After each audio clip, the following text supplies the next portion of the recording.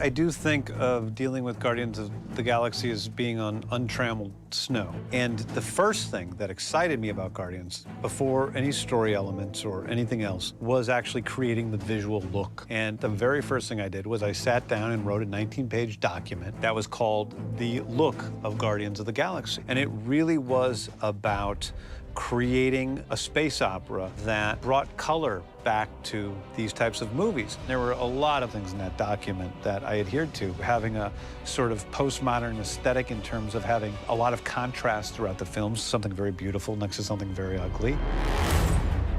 Morag is one of the places we see this most clearly. We have this very dour, ugly landscape and these beautiful skies. Although they're storm-filled skies, they're beautiful. Morag is this planet that was completely flooded and it's drained away, but that was still a very light, sandy environment, so it's quite a neutral color palette. And then you go into this secret vault, and suddenly you're into this vivid gold, green, and blue jewel-like world, so the color kicks off quite quickly. It's like living in an amazing life-size fish tank, but with no water. A little inside tip from movie making.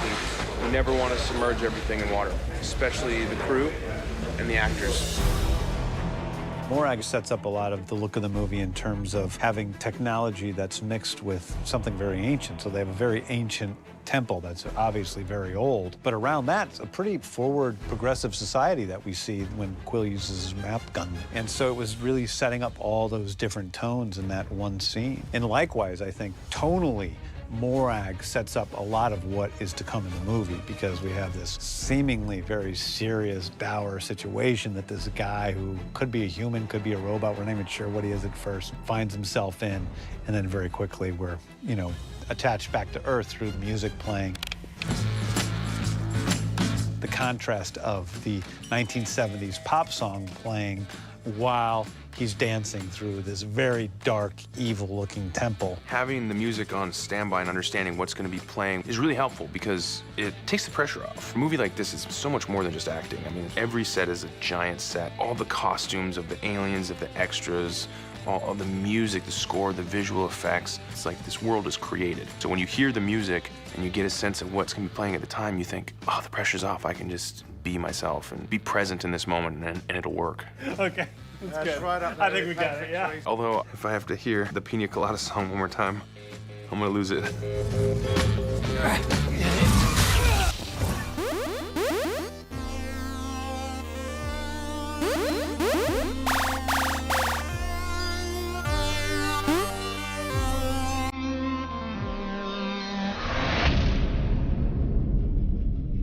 Xandar is this sort of utopian society. Everyone's really smart and thoughtful and progressive, and it's futuristic, but not like lame futuristic where they're all wearing like shiny tinfoil outfits. There's a lot of different alien races. There's like people who are completely pink and yellow and blue. If you'd have been in my shoes and walked in on the first day that I was here and saw all the concept artwork on the walls, mind-blowing. Being in outer space, that's a serious situation. James's ideas are pretty funky and out there, but he wanted everything to look grounded. We had to be really careful we weren't putting antennae on heads and things like that, so it's too silly. It has to look believable. I think that people do sense the fact that the world building goes pretty deep. We discussed a lot about the different cultures, where they came from, who they are, what's important to them. We don't really mention Krylorians much in the movie. They're the pink people.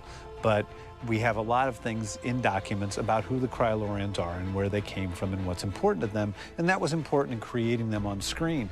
And I think when you get to that type of specificity throughout the film, it just creates an environment that seems more real. And we have a lot more to talk about. You know, when we're talking about the way the suns move in Xandar and the three suns, and that's where the three lights, the oculights on the Nova Corps come from. That is their suns, that's their symbol. That's what sets them apart. All those things are very important to these cultures and to where they came from and where they're going. It was kind of daunting, to be honest. It took us a while because the color palette that James is using is pretty extreme. We got vivid colors. To turn them into humanoid aliens and so forth is quite difficult. It took a lot of testing to get the right tones and to make it believable. It was challenging because we were trying to find the right green for Gamora that wouldn't put people off, but was also vibrant and kind of youthful, and it would engage people, but without losing the element that she is an alien. She's not a Terran. I was very inquisitive about the fact that I would have to go through 4 to 5 hours of makeup every morning because I'd never had that experience. I always like to do new things.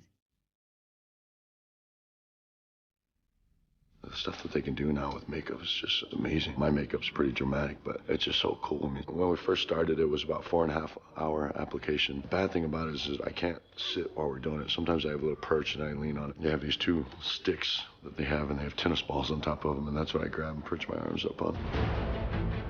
Drax, he's tattooed from head to toe.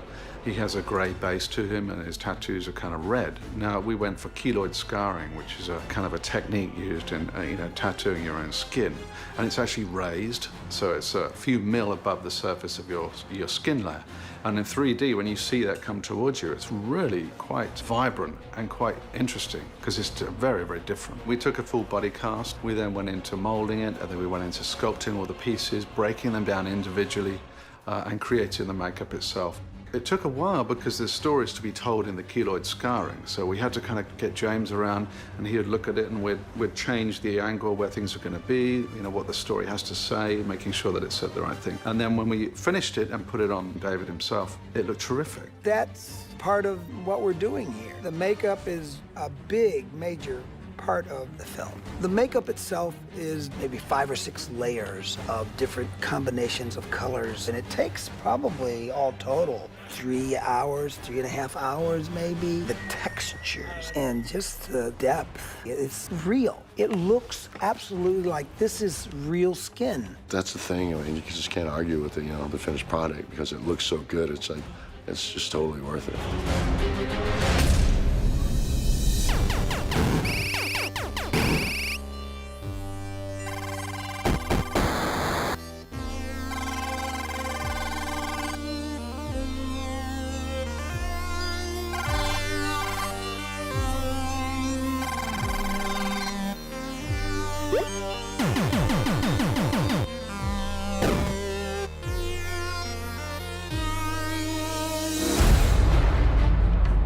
So today we are in the Kiln. This is the outer space prison system filled with corrupt guards, and the Guardians of the Galaxy, before they're the Guardians of the Galaxy, are sent here to do time. And we're shooting one big, massive shot that goes all the way up and follows our characters and goes around the whole prison. And it's the biggest shot of my life, quite frankly, and it should be a lot of fun. And this set is intense. You could really house like 160 prisoners here, and I've never seen anything like this. This is one of our larger sets in the film. The set comprises of 3 different levels. You'll see a lot of blue screen up here, so actually in the wide shots we'll extend the set up maybe another couple of 100 feet. Slightly unusual because of its structure. We had to basically build the whole thing out of steel, but that sort of, I hope, gives it a reality as well. For the Kiln, we've looked at a lot of these different prisons all around the world and how they act and what they're like and how they're different from prisons in Britain or the US. To be able to sort of intermingle like those different looks and create our own look, I think was very important from the beginning. The Kiln was very much a grungy, dirty, toxic land.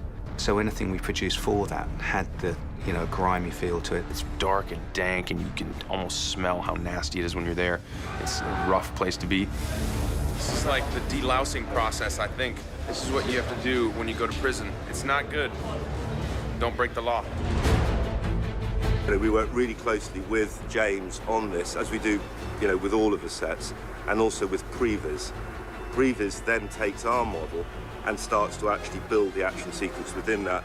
Then James would come in and say, okay, well, I definitely need this gantry at this height for this particular sequence. I need that cell there. Obviously, the tower itself was a very specific thing. So, even the little junction box that Groot gets to, that had to be at a particular height.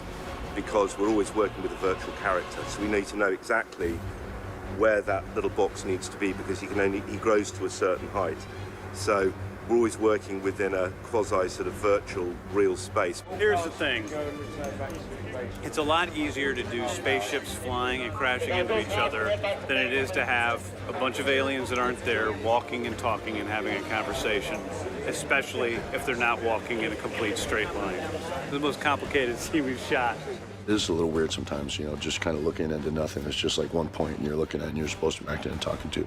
I have to say that Sean Gunn, who's playing Rocket here in the movie as we're filming, has made it super easy. This one here is our booty. He grabs the gun, right? Yep.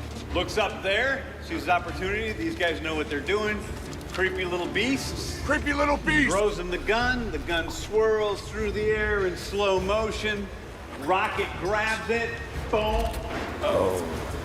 Oh yeah, and then he begins to circle around and shoot all of the robots with his machine gun because that raccoon is good with firepower.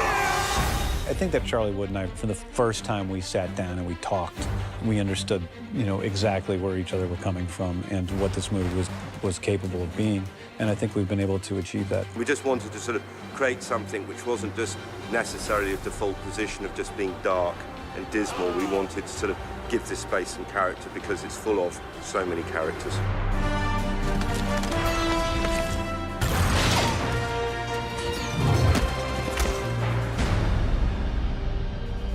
It's kind of relaxing, actually. It's not bad.